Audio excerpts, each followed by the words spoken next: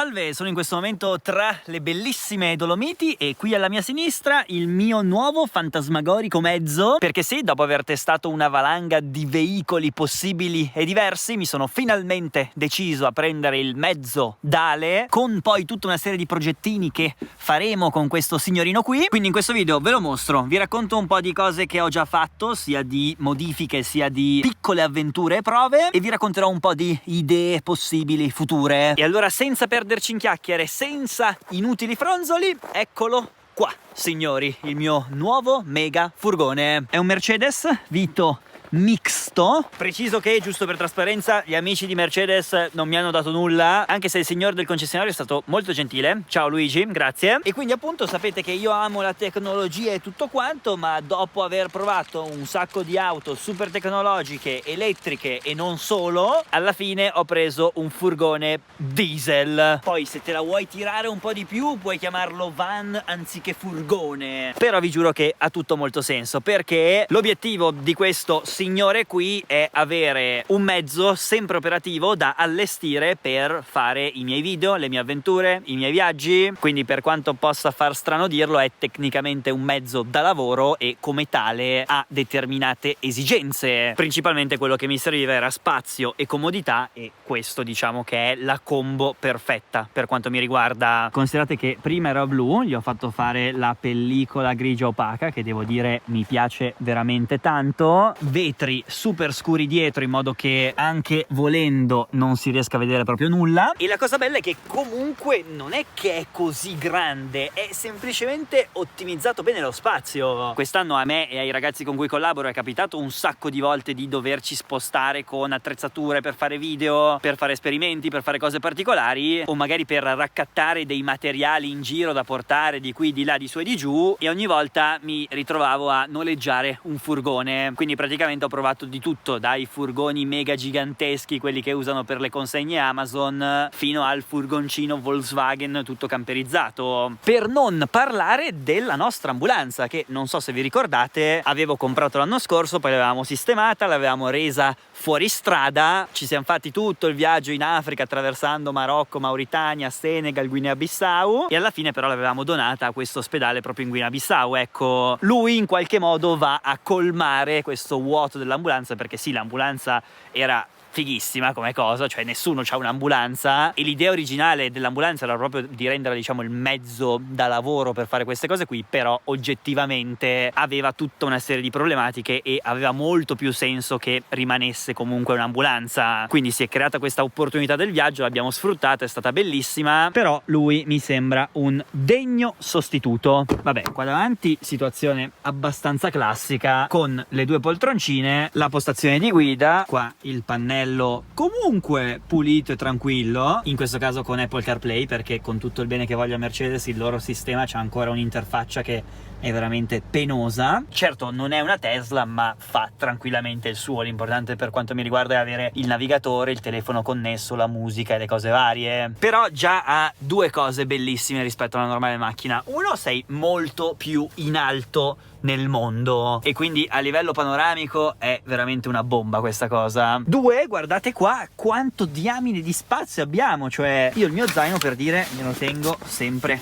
qui. Oppure, e questa è una cosa che in una macchina normale non si può fare, io faccio così e posso andare tranquillamente dietro. Qua abbiamo i nostri tre posticini, vedete qua si vede il colore precedente che era questo blu, non era neanche così malvagio ma molto più bello questo grigio opaco. Il pezzo forte però è senza ombra di dubbio il posteriore, dove abbiamo il nostro mega portellone e una valanga di spazio. Cioè io adesso ho caricato cose a caso che dopo andiamo a testare e non ho occupato neanche un terzo del bagagliaio. Solo questa roba una macchina grande l'avrebbe occupata. In più la cosa fighissima è che si sono inventati un sistema super intelligente per togliere i sedili, quindi in condizioni normali lo tieni così o al limite tiri giù come sulle macchine normali. Se vuoi un po' più di spazio puoi tirarlo su così e già così sei un signore. Se proprio invece hai bisogno di tanto spazio perché, che ne so, devi portare dei pezzi di aereo, e direte chi porterà mai in giro dei pezzi di aereo? Eccomi qua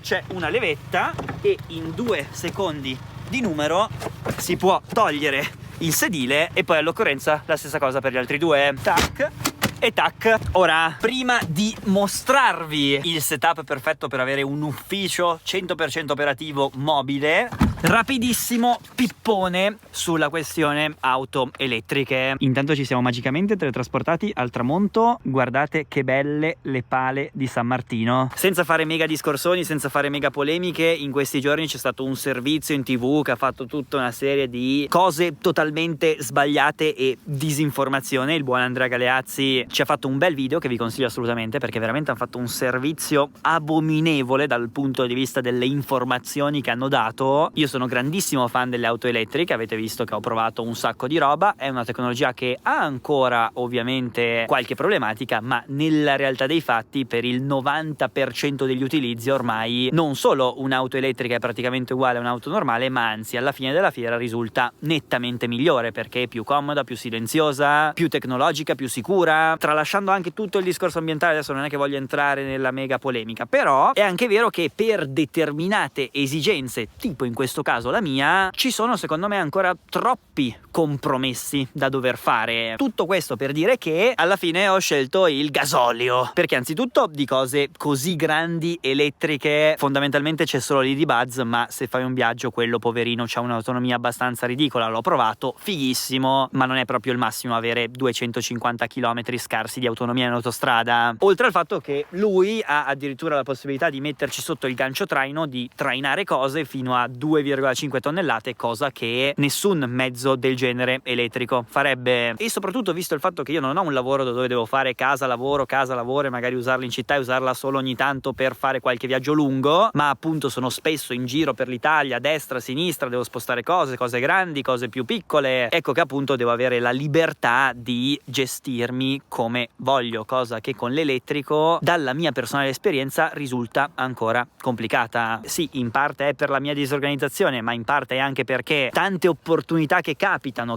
anche all'ultimo, e quindi magari devi prendere, andare, fare, disfare. Ecco che il caro vecchio carburante salva la vita. Vi faccio un esempio: il primo lungo viaggio che ho fatto con lui è stato qualche settimana fa. Siamo andati a Napoli, passando però per il Lazio, perché centrale elettrica di Montalto di Castro. Siamo qui a fare cose che vedrete o forse avrete già visto su TechDale, e nell'hotel dove ci siamo fermati a Montalto di Castro, in mezzo al nulla nel Lazio, ovviamente non c'era la possibilità di ricaricare la macchina elettrica, quindi una cosa che sulla carta è intelligentissima e comodissima come caricare di notte non si poteva fare. E siccome arrivavo a mia volta da Milano, dopo però un altro piccolo viaggio, quindi dovevo essere carico di qui di là, poi dovevo andare a Napoli per poi tornare il giorno dopo, capite che a quel punto sì che in elettrico balla non solo un po' più di tempo in più, ma anche una complessità proprio organizzativa. Dimmi dove siamo senza dirmi dove siamo. Uno dei vantaggi di avere un furgone è che hai sempre spazio infinito, quindi adesso siamo qua stati a vedere i ragazzi di Etesias che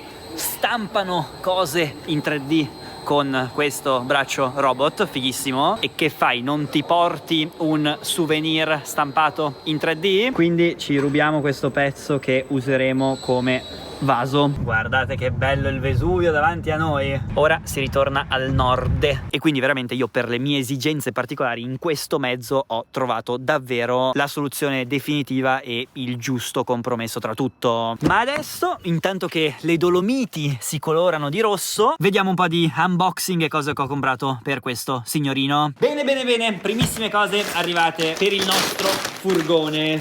No, ma che... No, mi hanno fregato. Questo pensavo fosse un kit medico, invece è solo la borsa. Fascette.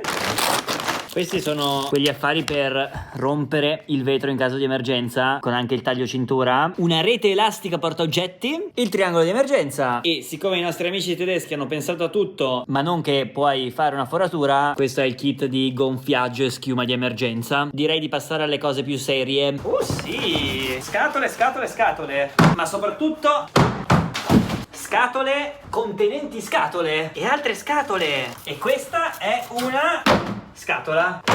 Questo diventerà un piccolo lavandino portatile. E sono arrivate altre cose. Queste dovrebbero essere le ultime per rendere il nostro mezzo completamente autosufficiente. Allora, partiamo da questi, sempre sullo stile delle scatole che avete visto prima, ma rispettivamente Questo è il modulo fornelletto, lo setapperemo. E questo dovrebbe essere un water per fare i propri bisogni più solidi. Ma passiamo al pezzo forte di questo nostro studio mobile, ovvero l'energia. E qua ci vengono in soccorso i nostri amici di EcoFlow, che dovreste già conoscere proprio perché ve li ho già mostrati varie volte.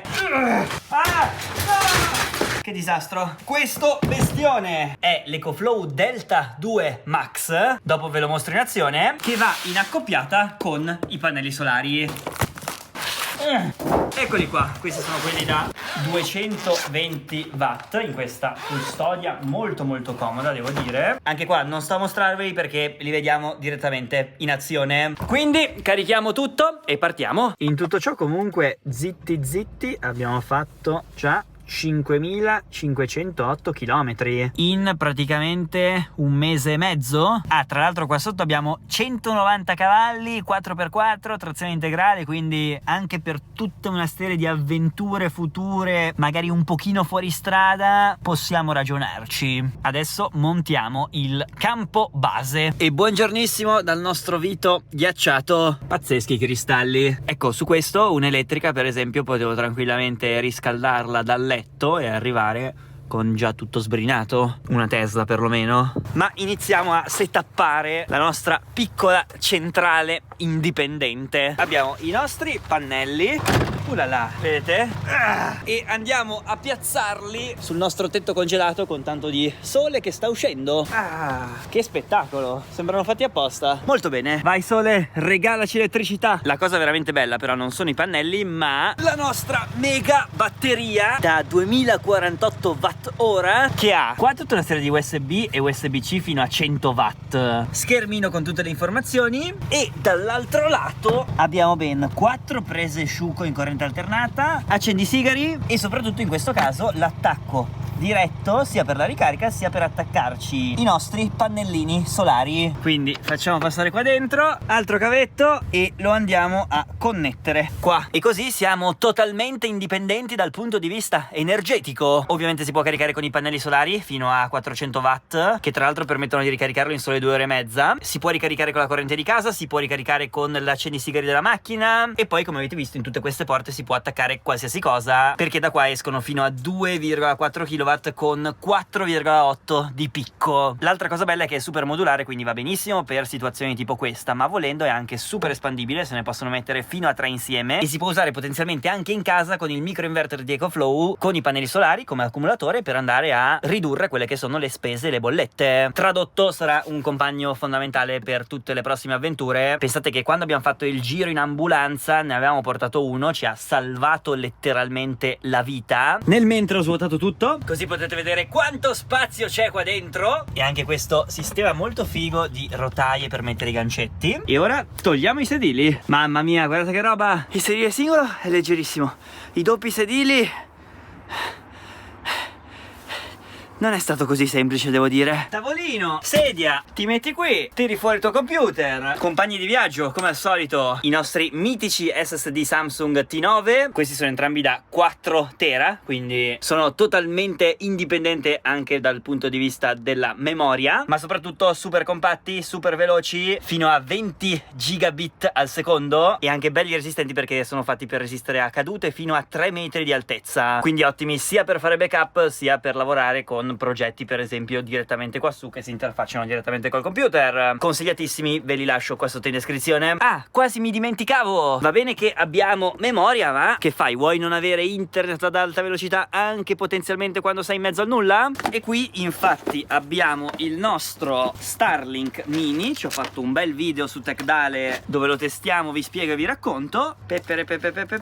Mettiamo anche lui sul tetto. Poi questa secondo me è un'ottima soluzione così anche al volo per quando si è fermi. Eventualmente sarebbe fighissimo trovare il modo di metterli tipo permanenti, sia i pannelli solari sia il nostro Starlink, anche perché questo Starlink funziona anche in movimento, e lo scopo di questo video non è di fare il setup definitivo ma di fare un po' di test per capire un po' di cosettine, tipo eventualmente dove poi far passare i cavi. Attacchiamo al nostro EcoFlow, connessione in corso, e abbiamo internet ad alta velocità. Guarda qua, 200 mega signori, puliti. E se parliamo parliamo di internet, che faccio? Non posso non parlarvi di NordVPN? Adesso però vi mostro una cosa fighissima, perché non so se conoscete Sora, non il paese ma il nuovo servizio di OpenAI per generare video con l'intelligenza artificiale. È una roba pazzesca, tu gli scrivi quello che vuoi e lui te lo genera. Da pochissimo è stato rilasciato al pubblico, ma vedete, se io faccio Start Now mi dice che non è disponibile nel mio paese.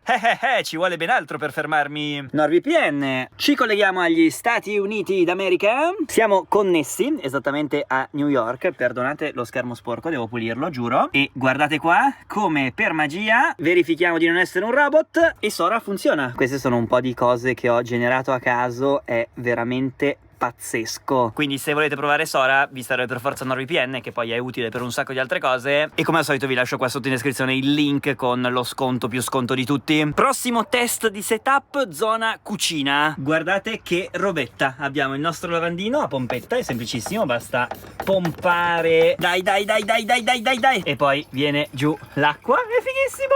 Piccola zona tagliere, che in realtà è sotto una scatola che può contenere cose, e fornelletto secondo me molto intelligente, perché questo ha già la sua protezione, è super comodo, in un attimo poi lo chiudi, ci rimetti sopra il suo coperchio e puoi anche impilarci sopra altre scatole. Questa secondo me è la cosa carina di queste scatole modulari, che puoi fare un po' tutto quello che vuoi. E poi qua sotto comunque oltre alle bombole c'è spazio per mettere cose, lo puoi usare qui oppure lo puoi usare per terra, ma senza avere un piccolo fornelletto che poi non sta, che poi lo devi mettere in piano, che poi lo devi comunque mettere sopra un altro supporto. Quindi sono molto fiero di queste scatolette e per quello che mi serve, cioè la modularità di poter prendere, fare, spostare e cambiare tutto il setup in base a quello che devo fare, secondo me questa è un'ottima soluzione. Perché sì, fighissimo avere il mezzo tutto camperizzato con la cucina che esce tac tac tac tac tac, però poi per certi versi secondo me diventa anche più scomodo se lo scopo principale del mezzo non è viaggiare e campeggiare tutti i giorni. Quindi benvenuti nella mia cucina, dove abbiamo anche il frigo. Questo è sempre di EcoFlow, abbiamo tutta la parte di frigo, di freezer e di macchina del ghiaccio. Adesso direi che non ne abbiamo bisogno viste le temperature, però molto interessante per l'estate. Quindi questo era il nostro setup, sicuramente migliorabile, sicuramente si possono studiare una serie di soluzioni custom, poi volendo qua si può togliere tutto, si può mettere un materasso e potenzialmente all'occorrenza ci si può anche dormire. Volendo abbiamo anche il nostro bagno, questo onestamente non credo lo userò mai, e ci sarebbe anche questo, sempre degli amici di EcoFlow, mini condizionatore che fa sia caldo sia freddo, che però è un po' ingombrante e devo capire un attimo, farò sicuramente qualche test nei prossimi giorni. La mini cucina per il momento rimane la mia cosa preferita. Fatemi dunque sapere che cosa potrei fare, che modifiche, che aggiunte, che personalizzazioni, e io adesso lo porto in giro, faccio un po' di test, capisco e poi ci vedremo nelle prossime avventure. Ciao.